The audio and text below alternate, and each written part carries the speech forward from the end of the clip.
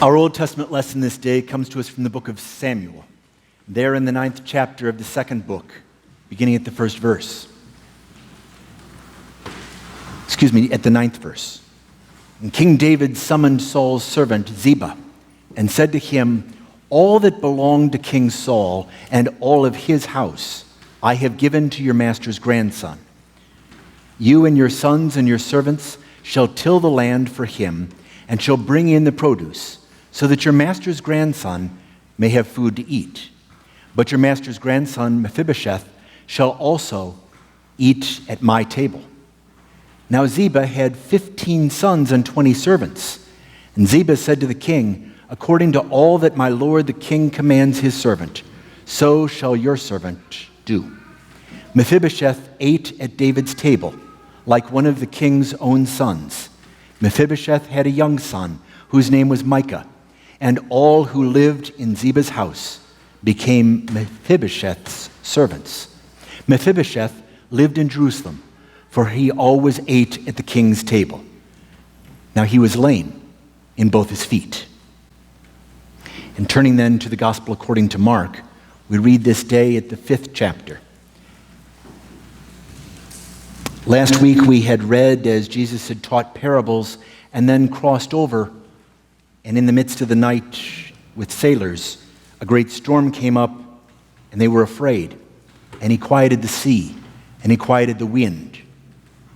And they came to the other side of the lake, to the country of the Gerasenes. And when Jesus stepped out of the boat, immediately a man out of the tombs with an unclean spirit ran up to meet him. This man lived among the tombs, and no one could restrain him anymore, even with chains. For he had often been restrained with shackles and chains, but the chains he wrenched apart, and the shackles he broke in pieces, and no one had the strength to subdue him. Night and day among the tombs and on the mountains, he was always howling and bruising himself with stones. When he saw Jesus from a distance, he ran and bowed down before him, and he shouted at the top of his voice, "What have you to do with me, Jesus, Son of the Most High God? I adjure you by God, do not torment me." For he had said to him, "Come out of this man, you unclean spirit." Then Jesus asked him, "What is your name?" And the man replied, "My name is Legion, for they are many." Jesus healed the man and restored him to himself. And they got into the boat and came over to the other side.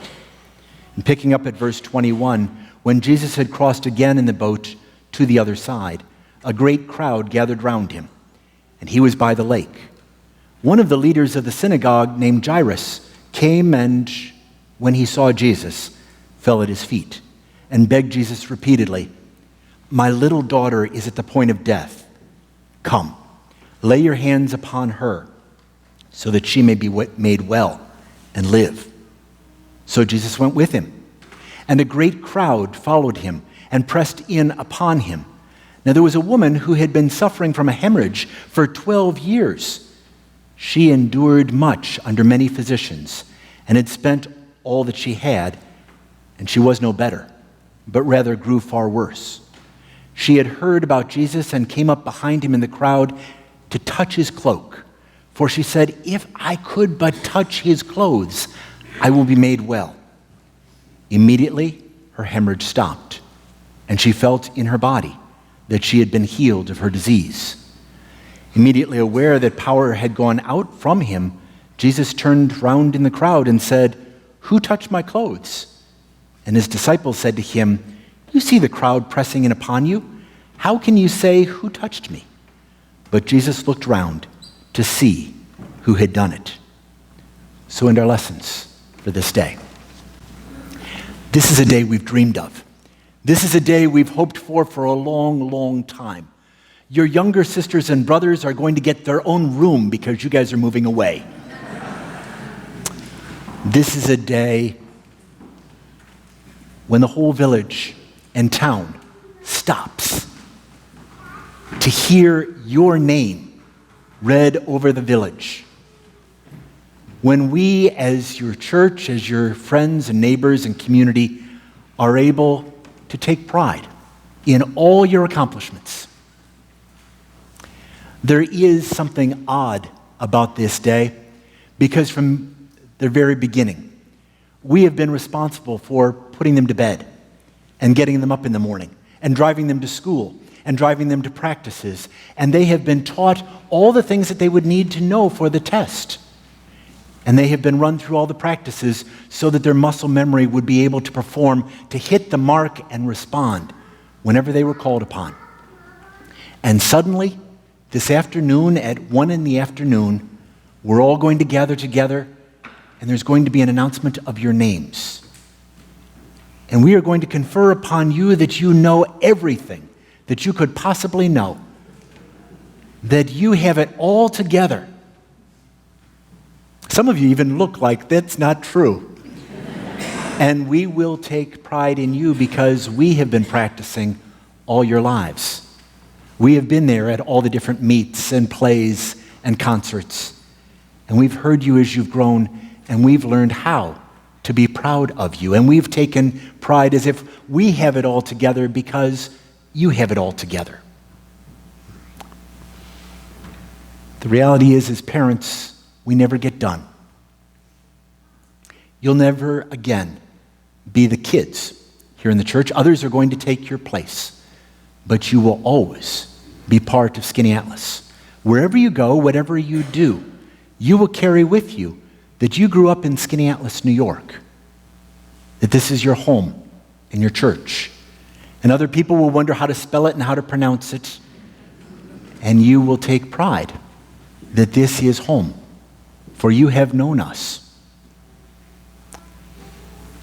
All this week, as I've prepared for the sermon, researching and writing, there have been interruptions.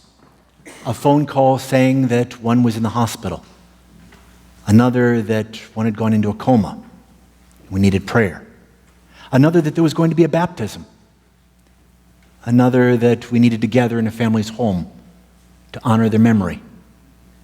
Another that we needed to plan a memorial in future days. Another that he'd come out of the coma and we could celebrate. We weren't out of danger yet, but we want to celebrate his life and his spirit with us. Henry Nouwen, that great Catholic teacher and pastor, described that earlier in his career, in the prime of life, he got frustrated by all the interruptions. There seemed to be continual interruptions. He was working at Notre Dame, trying to research and write and teach classes and pastor a church all at the same time. And people were always interrupting. Until finally he realized that the interruptions really are what we are about. Someone described that life is what happens between all the stuff that you planned to be. That's what happened to Jesus. He went across to the other side looking for a little bit of respite, looking to get out of the area. He went to a Roman city where there would be no one from the Jewish community. And immediately, upon setting foot on the shore, a man comes up to him with a troubled spirit. Today, we would describe that he was a soldier in the Roman legion with post-traumatic stress disorder. He's seen too much war. He's killed too many people. And so, in his mind, all he can see are the faces of all those he's killed. And when asked his name, he describes there's a whole legion in me, a whole platoon in my mind. Chains can't hold him. No one wants to be around him. He's stripped naked and lives in the tombs and cemeteries like a wild beast. And Jesus treats him as a human being and remembers his humanity, calls him a son, and welcomes him. And by listening to him and talking with him, the man's mind is healed. Sometimes all it takes in the midst of crisis and torment that overwhelms us is for somebody to listen and someone to care.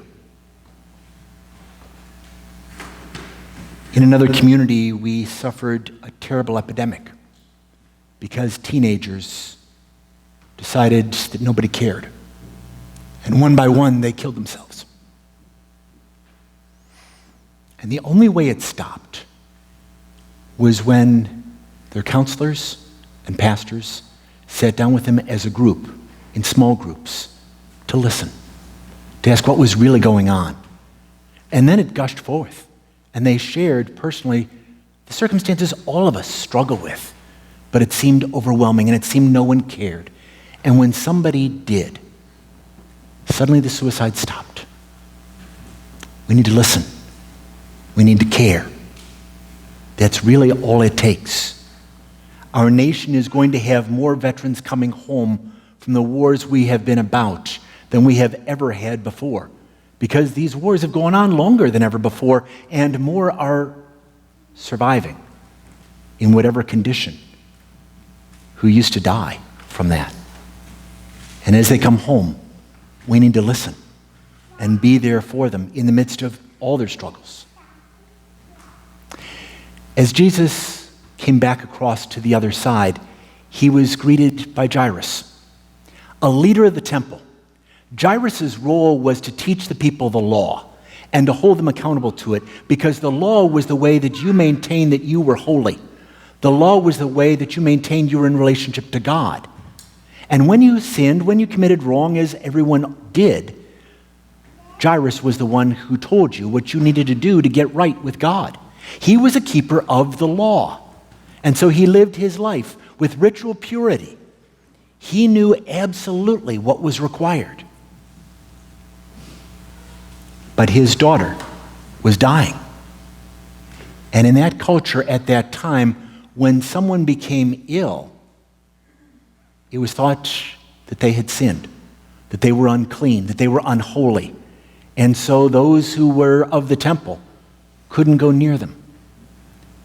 And Jairus was ripped apart by his job and his love for his daughter. Among all the parents who are here, we know the times when we have wished we could have been at that sporting event, that Little League game, that Cub Scout event, that Girl Scout Court of Honor, that concert. And we had a meeting. We had a trip. We had something that took us out of town, so we had to be both places at the same time. Jesus responds to Jairus and follows where he's leading.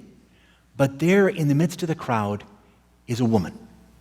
Why I love these stories is that they're put next to each other, and you can see the stark contrast. You have this soldier, this man of the legion, who's afflicted with mental illness, following which you have a temple leader, one who is esteemed and respected, one who is holy. But where the one had no one that he cared for, this one has a daughter, and she's his whole life, and she's dying. She's lived for 12 years. And as Jesus is on the way to Jairus' house to see his 12-year-old daughter who's dying, a woman came up to Jesus who has been afflicted for 12 years. She has a fistula. In developing parts of the world, when you give birth to a baby and you get torn from your vagina to your rectum, it is a horrible disorder. It happens often in South Sudan. It causes continual bleeding. It causes infection. It causes smell. No one wants to be with the person. And they're ostracized and they're set apart until eventually they die. So was this woman, isolated and set apart and alone, simply wanting to be human. And she thinks, if I could just get close to him, because she was required to stay a distance from others.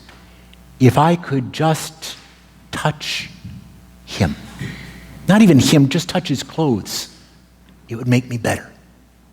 And she reaches out, and her faith makes her well. And Jesus, realizing it, stops and responds to her. And because he stopped and responded to her, he doesn't get there in time for this young child. And she's died. And the mourners are already there, and they're weeping. And Jesus says, she's not dead. She's only just asleep. And they all laughed at him. And he goes inside. And he takes the child's hand in his hand. And realize that Jairus cannot touch a dead body, but this is his own daughter. And Jesus does it for him and holds her hand. And suddenly, she opens her eyes. And he says, "Little girl, get up. Give her something to eat. And don't tell anyone how all this happened." These stories are here with so many different examples because among us are those who are parents and those who are 12-year-olds. Among us are those who've been in war. Among us are those who've buried a child. This community has known incredible loss and incredible pain and been there for each other in all of it. There is another story that I love to tell at graduations because it's an important one for us. It's one I had never heard until I got to doctoral study. It's one most churches never read and never preach on, about Mephibosheth. There was a great civil war between King Saul and King David, and it split the nation of Israel between the two. And man fought against man and woman fought against woman until half the nation was dead. And in its wake, King Saul and King Jonathan were killed. But David had grown up in King Saul's house, and so he grieved over their loss. So it was that when David came to power and David sat on the throne of the king of Israel, and he had it all, and he possessed everything, suddenly he stopped and said, "Wait a minute. I can't take this responsibility unless one from Saul's house is here. Are there any left?" And one of the servants comes up and says, "Jonathan had a young son named Mephibosheth." And David says, "We're not going to do anything until Mephibosheth is brought." They tell the story about Mephibosheth. In the heat of the battle, when things got at their worst, they were about to attack the palace of the king. And there inside the nursery was this baby, Mephibosheth. And the nanny picked up the baby in her arms and rushed to get out of the house with the child before the army came. But as she rushed, the blankets of the child dangled down and caught in her ankles, and she fell on the child. And she crushed its ankles so that the baby couldn't walk. And all of his life, this prince, this one of royal blood who should have been king, was hidden away in forgotten places. He's hidden away in a place that's called without bread, a place of famine. All his life, he's been hidden away and kept in secret. Because if he's found, he knows he'll be put to death. And then one day, one glorious day in June at 1 o'clock in the afternoon, suddenly he sees on the horizon a band beginning to play and banners beginning to furl in the wind. And they come closer and closer to his city, and as he looks through the window, he realizes that it's the army of the king who've come for him. And he hides under the floorboards, and the army come. "Mephibosheth, come out. We're taking you to the king." And they drag him out of the floorboards and drag him from that place and drag him to the capital city and drag him into the temple and drag him before the king who sits upon his throne and throw him down there before him. And Mephibosheth bows down before King David. And David says, "Rise. Rise and be restored, because we cannot gather at table until you who have been part of us are restored." There's a beauty to these stories that in addition to the healing that takes place, and oftentimes it's only a matter of listening, of touching, of care. In each of these stories, there's also a meal, sitting down to eat together. In this case, King David says he will never sit at the table unless Mephibosheth is there. Because Mephibosheth knew him when? Before he was the king of all Israel, before he had it all together, before you got your degrees, before you became doctors and nurses and opera singers, before you attained all the glories that you will. David knew you, and you knew him, and you cared for him and knew him to be a human being for what he was. So we could never sit at table without you. You are a part of each other. We are part of the body of Christ together.